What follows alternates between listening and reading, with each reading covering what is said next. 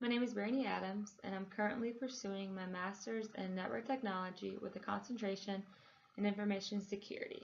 I've been taking classes part-time online while working full-time, and I plan to graduate next May of 2019, thankfully. Today I will be discussing ransomware as a service.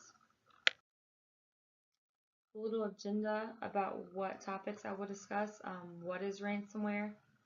A little history on ransomware. What is ransomware as a service? What does this mean for enterprises? And some possible solutions to implement. What is ransomware? Many of you are familiar with this definition, but I'll just give you a little background on it. Ransomware is a type of malware that attempts to extort money from a computer user by infecting and taking control of the victim's machine, files, or documents stored in it. Ransomware typically either locks the computer so normal usage is prevented, or encrypts the documents using a private key that only the attacker knows. Some history of ransomware. The first known ransomware was the 1989 AIDS Trojan that was written by Joseph Pop. In 2006, two more ransomwares were introduced to the cyber world. The first, called Archivius, was a Trojan designed to encrypt a user's files. If the user wanted to decrypt the files, they would need to obtain a specific password. The second was GP code, designed to encrypt victims' files by using a custom written encryption routine. However, the author of the malware didn't create a very strong cryptographic algorithm, so it was easily cracked. From 2010 to 2011, security researchers noticed an uptick in the amount of ransomware applications. One example in particular is windlockers. Windlockers, rather than holding individual files hostage, authors began creating software which would lock a user's entire Windows computer, forcing victims to pay the ransom in order to regain access to their computers. This was a very successful endeavor and yielded a significant amount of revenue for the hackers. However, the security industry soon realized that most of these could be defeated by simply booting into safe mode or using a bootable CD to bypass and remove the ransomware. From 2013 to 2015 was the age of cryptos. In 2016, Locky was introduced, and Locky is a ransomware that is delivered via two reliable mechanisms. One method is via spam emails, which rely on social engineering. Another is via exploit kits, where the hacker relies on the victim's computer not having the latest security patches. And as we are all familiar with the WannaCry ransomware attack that happened in May of 2017, and we look to see many more within the year 2018. So what is ransomware as a service? Ransomware as a service allows attackers to rent ransomware infrastructure rather than develop it themselves. The attacker generally pays an upfront fee, and the author of the ransomware as a service keeps a small percentage of each ransom paid. Generally, the rentee is allowed to set the ransom price and build the attack campaign. How it works. Ransomware authors market on-demand versions of code, usually traditional malware distributors, in a classic affiliate model. The ransomware author collects the ransom and shares it with the distributor. Malware is distributed through spam email messages, malicious advertisements, and black hat SEO sites. According to the Imperva report, in classical affiliate marketing, the larger cut goes to the possessor of the product. In ransomware as a service, the ransomware author gets a small cut of the funds, 5 to 25%, while the rest goes to the distributor, the affiliate. Using the deep web, TOR, and Bitcoin, the report says, this model, based on TOR and Bitcoins, is designed to keep the identity of the author and the distributor hidden from law enforcement agencies. The Cost of ransomware is varied. It just depends on who you're getting it from, where you're getting it from, what you're using it for.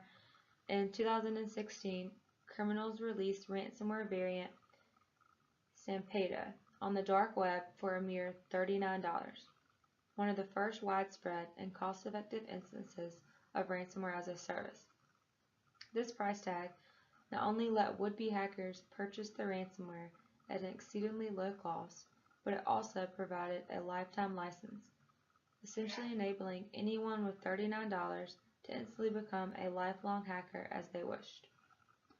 Other ransomware charged no upfront fee, opting instead to take a percentage of whatever ransom the malware receives when it is put into action.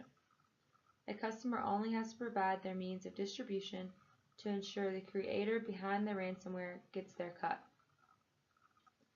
This approach often has lucrative effects. As of late 2016, the notable Ransomware as a Service operations server was estimated to be earning $200,000 a month. The same criminals behind Stampeda, for example, recently used mainstream marketing tactics, including professionally produced video and advertisements, and a heavily designed website to promote their latest Ransomware as a Service offering. This aggressive marketing only further highlights how widespread the approach to ransomware is becoming. Question asked is, should enterprises pay?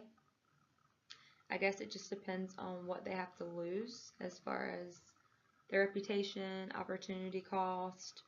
But an example of a hospital that paid and it backfired on them is the Kansas Heart Hospital paid the hackers, but the hackers did not restore full access to its files. Instead, they demanded a second payment. So I will ask you guys in the discussion your opinion on should enterprises pay and get a little feedback.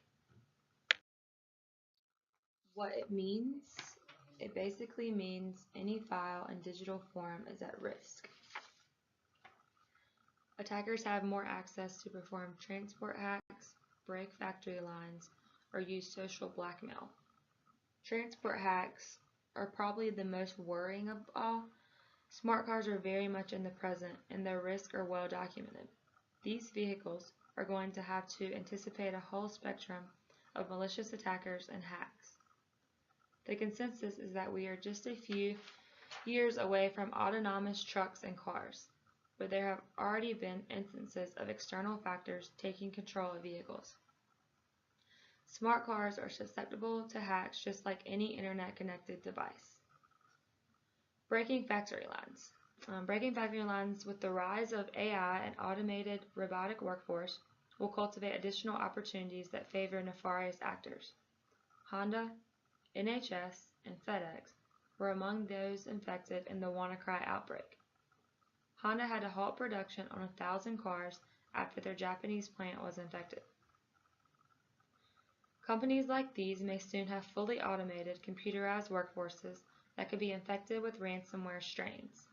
These employees would need to pay a hefty sum to reinstate their production line. Social blackmail.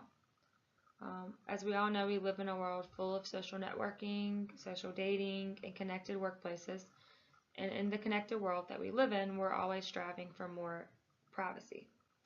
The growing concern among private citizens is having personal videos, images, and even articles written about them released to the web.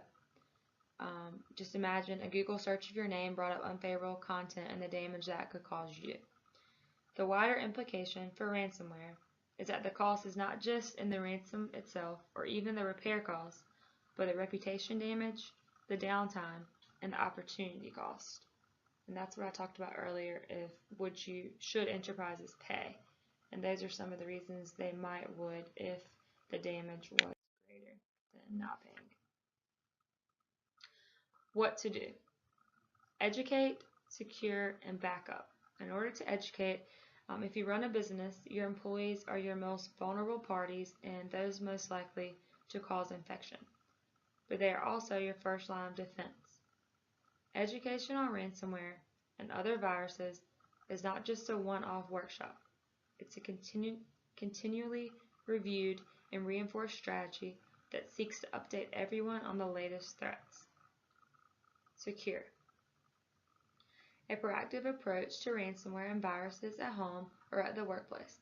This is just a super simple internet hygiene. Make sure all your software is licensed, official, and updated with the latest available patches. Utilize a reputable antivirus solution and make sure to run updates and scan regularly. Remember, email will be the most common gateway for infection, so it would be desirable to implement thorough spam filtering and, if possible, blacklisting access to unsafe websites. Backups. The only safety net that's guaranteed to work. Regular detailed backups of your important files will ensure that hackers won't be able to damage you or your business. Ransomware is only effective if regular backups are not kept. Avoid critical data loss, downtime, and of course, having to pay the ransom in general. And as you all know, no one is safe. These are just mechanisms that can help ensure a safer environment. And these are just a few quotes I found regarding the uprise of ransomware as a service. As a result of this increase in ransomware as a service, law enforcement has begun to crack down more significantly on perpetrators of the service. In December of 2017, 5 people were arrested in Romania under accusations of spreading the Cerber and CTB locker ransomware variants to mostly US-based victims. The 5 hackers rented the ransomware and kept 70% of the profits. The remaining 30% remained with the Ransomware as a Service portal as payment for the rental. Despite the potential risks, the Ransomware as a Service scheme remains highly attractive to criminal gangs and lone wolves with limited skills alike. The more high-profile ransomware attacks that happen, the more likely we are to see would-be attackers with limited skills want to take advantage of those offerings. While malware authors continue to share their products for the most potential income. In the wake of the highly prominent WannaCry and NotPetya attacks in 2017, we can expect the ransomware as a service trend to gain even more steam in 2018 as hackers look to get in on the action. And here's a list of my references.